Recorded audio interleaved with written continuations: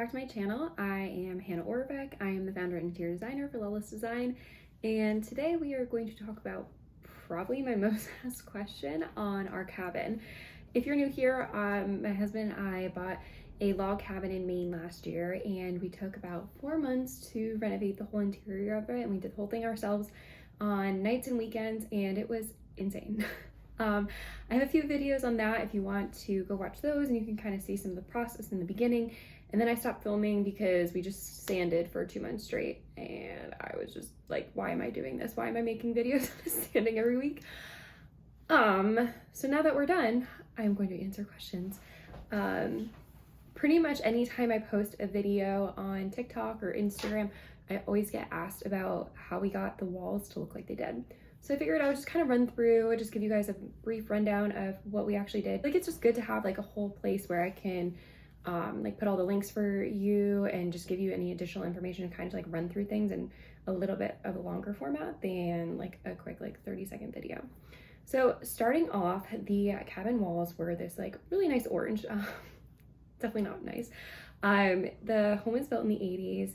It was this like really dark cabin. It was really cute. We loved the potential of it, but I just thought like it was so dark. It felt like a cave. There was this like orange poly on it that just was really flat and didn't do any of the wood justice. And so we looked at it, and originally we weren't going to sand it because why would you sand an entire home? It's crazy. And then just looking at it over like the course of a couple of weeks, we started to realize like it would be so much better if this was redone. And we just did it right. And we knew that if we didn't do it, then we'd never do it. So getting into it, I was very naive to this whole process. So hopefully this helps someone. I just figured we'd sand it a couple of times, you know, then slap some stain on it. No, you have to sand it 4 different times. So starting off, I think we ended up starting with like an 80 grit and then quickly realized that was not going to work to get all of the poly and everything off first. So and we also invested in some sanders. So I'm going to talk about like the tools and different things that we use because that's really, really vital with all of this and just really helped. When we were starting off, I think we just had some of like Mike's hand sanders, and we just started in the bedrooms because it's what we were just originally going to do. We were going to do the bedrooms and the bathroom, and we were going to leave everything else. And then when we started doing the bedroom, we realized it was going to take so long to sand everything. We had one of Mike's Milwaukee cordless, an orbital one, and then we also had like a rigid one. And we bought a Bosch one, which honestly I don't even know why we did, because it was like a cheap plug-in Bosch and it died out on us very quickly. So I don't even know why I think we were just like testing things out and just trying to see if something like that would work, but it did not. So those were all orbitals. My dad actually came and he let us use his Bosch sander that I forget what one is, but I'll link it. And it has this like turbo mode. It has a lot of different capacity. It has like big handheld. That thing is crazy. My arms were so sore by the end of the day. It was really, really insane. Babe, what was the Bosch sander that we ended up using for the cabin? Bosch sander. Doesn't have like a special name. It's just the Bosch sander. That's it. It's got a product number. Okay, it has a product number. Okay, that was really helpful. Thank you so much. I minor contribution. Yeah. So we ended up trying that, and it worked so well.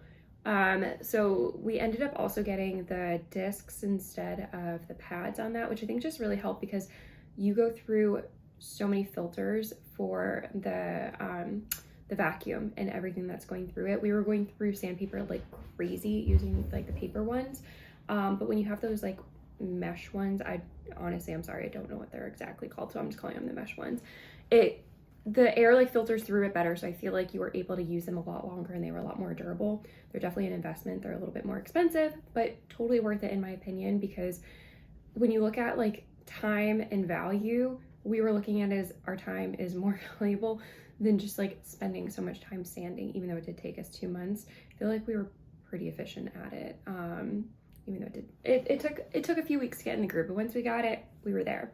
So we started out doing 40 grit, then you move to an 80 grit after to really kind of get all of the grooves and all of like the little spirally things that you start to accumulate when you're really using the 40 just to kind of like knock off all the stain on it originally.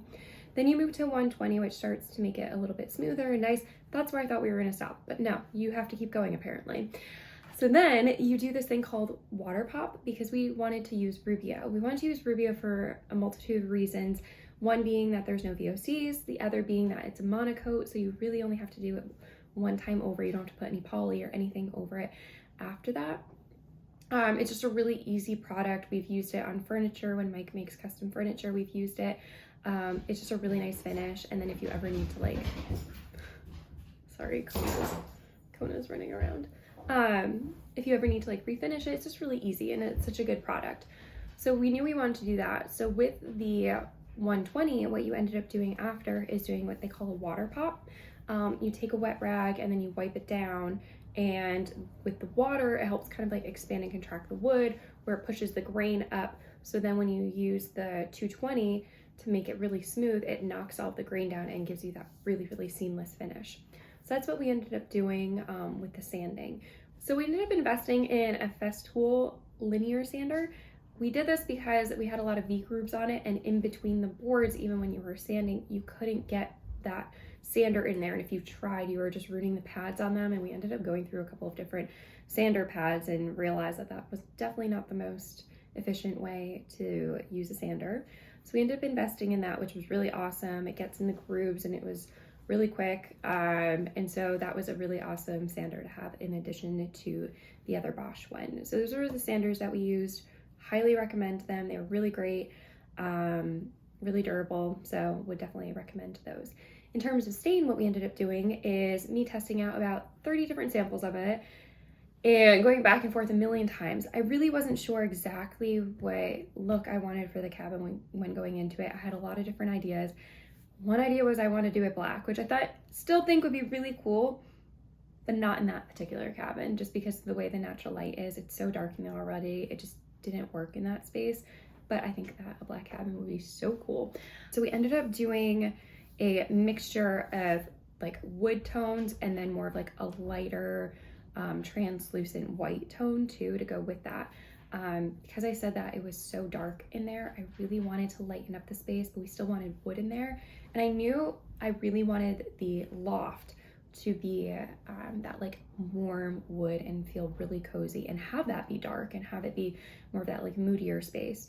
So what we ended up doing, because there's cathedral ceilings in the loft and it carries over into the living room and the dining area and the kitchen, we did all of that in wood.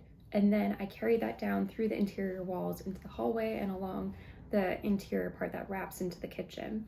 On the exterior, where those walls are really dark, where the natural light doesn't hit it, we lightened those up. And so we had to do a two-part process with the Rubio.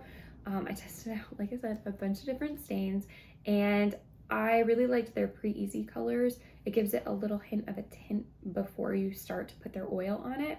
So I used the Nordic white, which was just, it softened it, and I felt like once you put the super white, the white oil on top of it, I feel like it just gave a really nice finish on it, and you still were able to see a lot of that grain come through, which I really wanted. Originally too, when I went back to like what aesthetic I wanted for the cabin, I really wanted to pickle the walls. I tried so many different ways.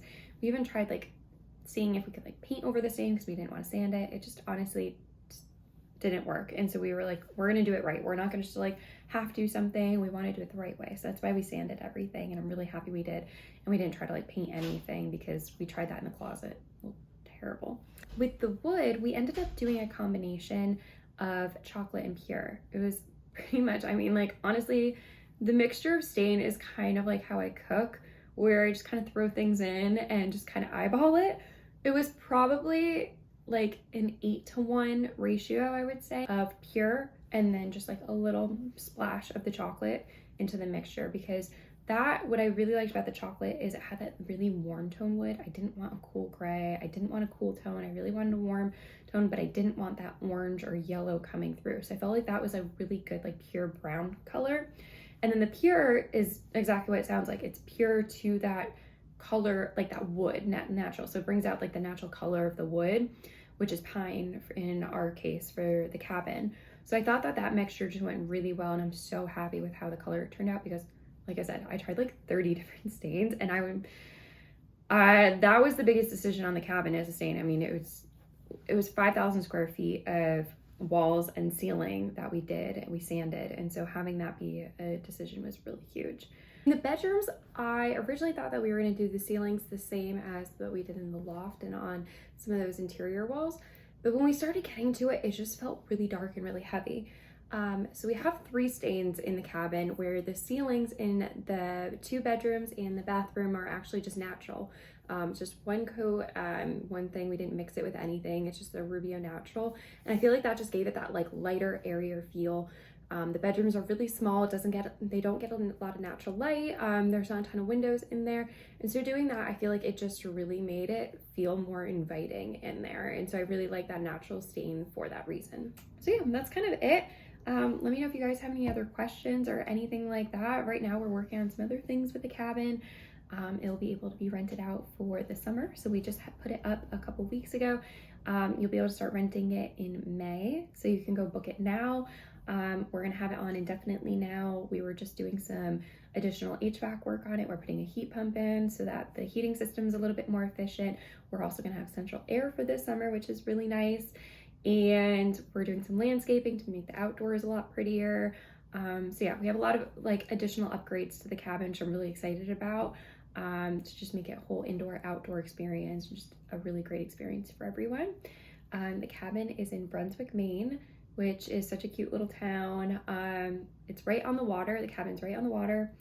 We do not have water access, but it's still a really cool piece of property. It's 5 acres of land, so we really love it.